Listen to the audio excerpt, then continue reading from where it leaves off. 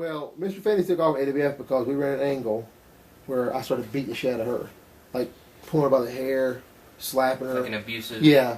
Mm-hmm. And they were drawing, I said, 250, 300 people every crowd. Now, where we're running shows at is not the best neighborhood in the world.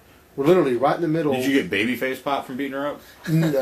Oh, okay. No. Not okay. I thought maybe it was that kind of neighborhood. We're in the middle of Crackville, USA. Like there are people dealing drugs outside. Like literally, you see cars pull up, Nice. walk out, cars pull off, and we're over there in that part of the every city's got that part. You know what I'm saying? Of course. So, doing this gimmick, just like pulling hair. So, I mean, I'd slap her. I mean, I'd slap her basically. And I told her, I said, it's gonna have to look good, and she knew it, and she screwed me out. It's just I literally, the 911 was called 3 times in a matter of about 2 months. That's how big Mr. Fantasy got over there. And at this time, my stick worker got really good, so I didn't care. I said, I'm brutal. I'm brutal. If you're fat, what my job is I'll open the curtain up before I ever go out, and I will find that one mark. Yeah.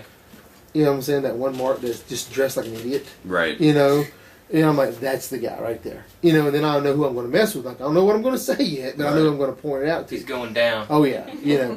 But, so we're doing this, and the last time, matter of fact, the cop showed up the first time out there. one show we actually had to leave. I had your match was over. I had to actually get an escort out to the car and kind of, keep down to get out of the parking lot. And people were trying to kill me over there. Because this is a country bunking town where you don't hit women. Right. We ran the gimmick, that whole gimmick for a while, and we had a big show in Ozark, Alabama. They had Brian on that show. Ended up working in it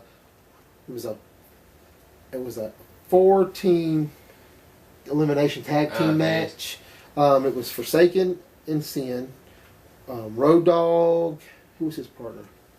I don't remember. Me and Pedro, the assassin Pedro, and 2 other guys. Jason Hero was Road Dogg's partner in 2 other teams. I'll never forget it now because we shot Brian into the wall. It was like anything goes, right. And he put his hand up and missed. And I heard him go, "Oh fuck!" That's what he would say. Like he smacked the wall. And we did a show there, and she was in the bikini. And the whole thing was, she's like, I'm telling you, you're not gonna be in the bikini contest. She was in the bikini. Yeah, she was. You're not gonna be the.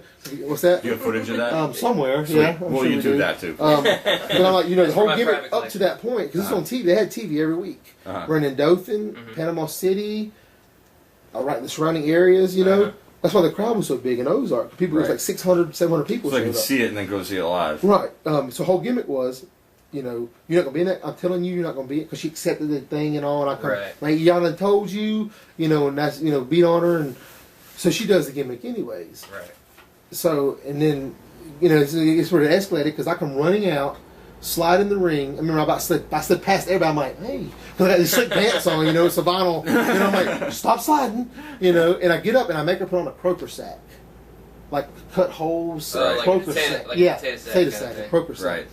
And I made her wear that for 2 months. That was my outfit for about 2 months. Mm-hmm. So I'm beating on her. She's wearing a croaker sack, and when I stopped beating on her, when I decided we needed to do something different because it was getting crazy, is the last 911 call. We're back in Chipley now. Mm-hmm. I'm wrestling, working a dude named T-Bolt. Tony's his name. T-Bolt, yeah, from Tampa. Great worker. Good guy. Great worker. We actually had a really good match that night, and I cheated to win. I was the champion at the time. Matter of fact, Ethan and them were over there at the time. Yeah, Flex. And they had quit. Some stuff over some money or something. Yeah, well, they covered that. Watch the Jester McCain shoot, because they talk about that in there. Savage had just won the belt. He was pissed off that night because he had just won the belt, and then all of a sudden, Ronnie Fargo, who, by the way, is a great worker, and he was scared to shit out of you, though, because he was snapping on you in a second, too. Yeah, he's very intense. Very serious. Very intense. I was always scared of working him, because I knew if I'd done something wrong, but I was always very careful not to do something wrong. He actually told me I took his finished that swinging DDT thing really well, because I could pick him up high enough to keep him going. Right. But he took like a ring or something, and Savage just won a belt. Savage is old school. He's way old school. Now this is Al, right? Yeah, Al. Not He Steve. Al. He didn't get to celebrate his He threw that belt from one side of the locker room to the other, pissed off because they kind of basically shit on him winning this belt. That's when all that happened. But then Kurt, at that show, that's when we had turned. Well, I turned on you at some point. She turned on me at some point. Up to me beating on her and stuff. And I remember beating Tony, leading, and I said, this is a 911 call, the last one. I said, and Tony's a black guy. Yeah. And I said, I don't care what I say. And I remember standing outside the ring, and I said, the next time I see, because it was the last time he could have a title shot or something for a while. I said, next time I see you, I'm going to beat the black off your ass. That's exactly Did you say what that I on the said. stick? Yes, on the stick. And about 50 black guys stood up in the corner. I was like, oh. And I remember Tony looking at me.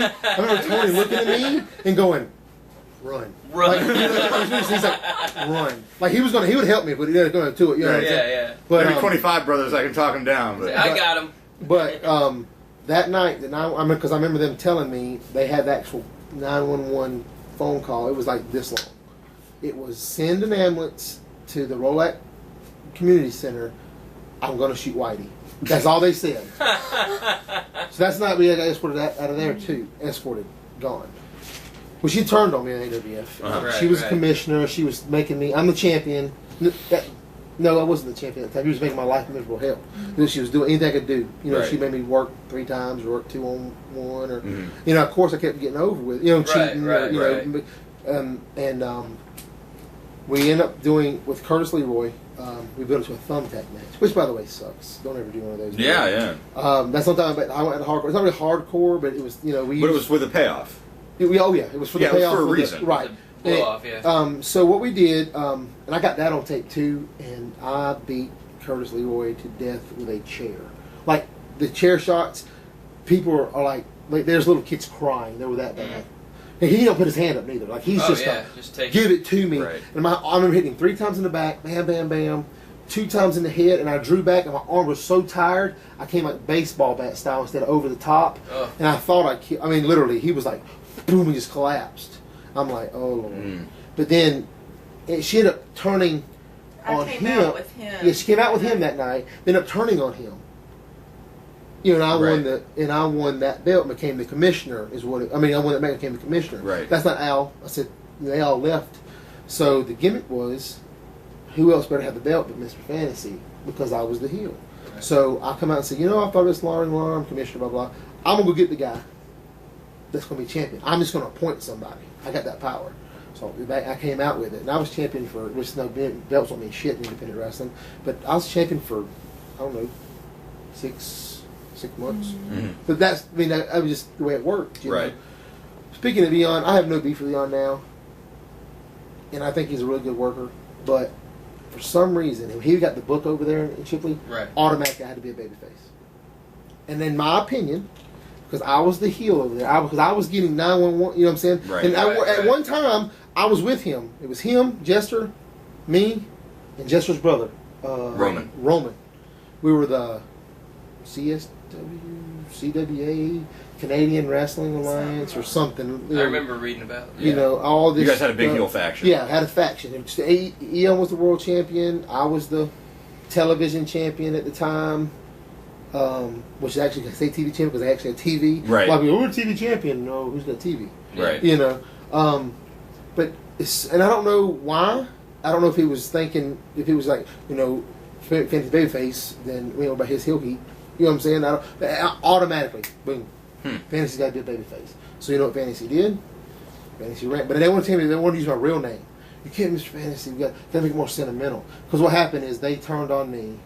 That's the first time I ever juiced. I ever juiced it the first time and they made me bleed, and she came out and all covered me up, make it. Right. So I became the number one for a short period of time, the number one babyface in Chipley, because I said, all right, you want to try to screw me over? I'm going to put my ass off to be, but then it didn't last long because they left again.